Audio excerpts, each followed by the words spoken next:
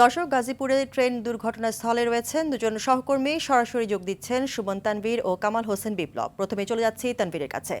তানভীর, লাইনচ্যুত বগি উদ্ধারে কাজের অগ্রগতি কতটুকু এবং পুরোপুরি স্বাভাবিক কখন হবে, বিস্তারিত জানাবেন।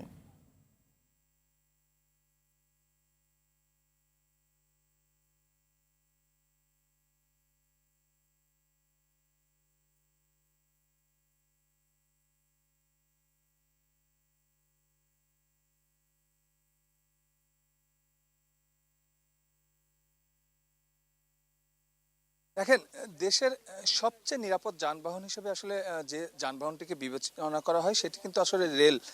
এই ট্রেন যাত্রা এবং এই ট্রেনের আজকের আগে একটা পরিস্থিতি কিংবা বর্ণনা দিয়ে আমি আপনার প্রশ্নে আসছি। আপনি আমার যে সহকর্মী আছে ক্যামেরা একটু দেখানোর চেষ্টা করুন যে কি পরিমাণ আসলে দুমড়ে মুচড়ে গেছে একটি বগি। অর্থাৎ আমি বলতে চাচ্ছি যে আজকে শুক্রবার না হলে এই যে টাঙ্গাইল থেকে যে কমিউটার ট্রেনটি আসলে ঢাকামুখী আসছিল সেটিতে কিন্তু আসলে পর্যাপ্ত যাত্রী থাকতো এবং প্রতি টিপে কিন্তু এই ট্রেনটি কিন্তু আসলে ভরপুর হয়েই ঢাকাতে আসে কিংবা ঢাকা থেকে ছেড়ে যায়। আজকে শুক্রবার হয় কিন্তু সেখানে যাত্রী সংখ্যা কম ছিল বিধায় কিন্তু শুধু ট্রেনটি এখানে পড়ে আছে। আমাদের সেই অর্থে আসলে কোনো খুব বেশি খারাপ সংবাদ দিতে হয় না। আপনি জানেন যে দুর্ঘটনার সানবিট সব দিবে সামাল। সানবিট ম্যাজিক প্রেস ডিশওয়াশিং এর মাথা ঘোরানোর সলিউশন।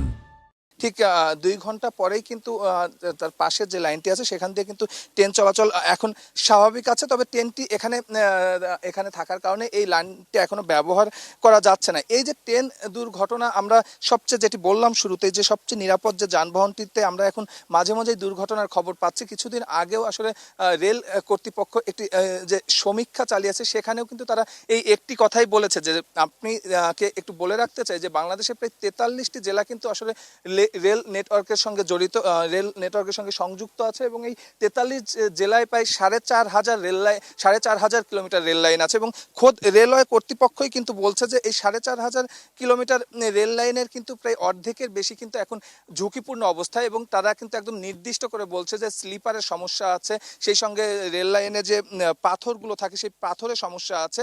তারপরেও কিন্তু আমরা দেখছি যে এই যে সমস্যাগুলো আসলে আইডেন্টিফাই করা হচ্ছে কিন্তু আসলে তার কিন্তু আসলে সমাধান দেখছি না। আজকের দুর্ঘটনার কথাই যদি আপনাকে বলি যে আমি এখন যে জায়গাটিতে দাঁড়িয়ে আছে অর্থাৎ যেখানে আসলে দুর্ঘটনাটি ঘটেছে এখান থেকে জয়দেবপুর স্টেশনের দূরত্ব কিন্তু মাত্র হাফ কিলোমিটার। এই হাফ কিলোমিটার আসতে একটি ট্রেনের কিন্তু আসলে ওই পরিমাণ কিন্তু গতি থাকার কথা না। তারপরেও কিন্তু যারা এখানে লাইনম্যান ছিলেন তারা কিন্তু সেই অর্থে সতর্ক ছিলেন না যে ট্রেনটি, এই কমিউটার ট্রেনটি যে চালাচ্ছিলেন তার কিন্তু আসলে স্টিয়ারিংয়ে ওই সময় বসে থাকার কথা ছিল। ট্রেনটি কোন দিকে যাচ্ছে সেই অর্থে কিন্তু সেও সেই সময় যদি সতর্ক থাকতেন তাকেও কিন্তু আজকে এই দুর্ঘটনা ঘটতো না কিংবা তিনি নিজেও কিন্তু এখন শহীদ তাজউদ্দিন আহমেদ হাসপাতালে চিকিৎসাধীন আছে, তাকেও কিন্তু সেখানে যেতে হতো না। তো পরিস্থিতি আসলে কোন দিকে যাচ্ছে কিংবা কর্তৃপক্ষ এই যে ৩টি তদন্ত কমিটি গঠন করেছে এই তদন্ত কমিটির আসলে তদন্ত কমিটির প্রতি দুর্ঘটনায় আমরা দেখি কিন্তু আসলে তারা যে সুপারিশগুলো করে সেগুলো আসলে কতটা বাস্তবায়িত হয়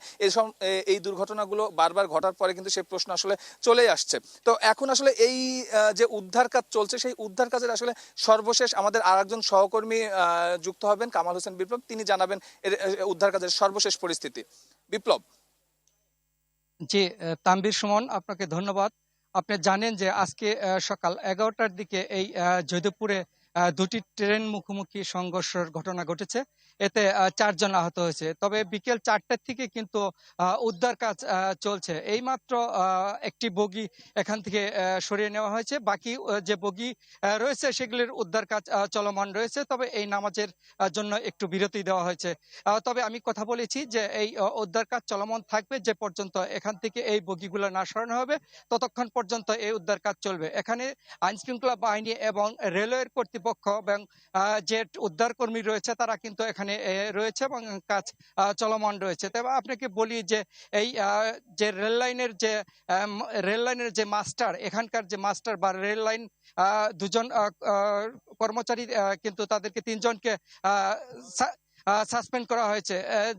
তাছাড়া এই রেলওয়ের যে দুটি সংঘর্ষের ঘটনা ঘটছে এতে কিন্তু যে বিকট শব্দ, যে শব্দে কিন্তু আশপাশের লোকজন ছুটে আসছে। তবে এই উদ্ধার কাছে এখনো চলমান রয়েছে। জি নাবিলা, এই ছিল দুর্ঘটনা এলাকা থেকে সর্বশেষ খবর। ধন্যবাদ আপনাদের দুজনকেই।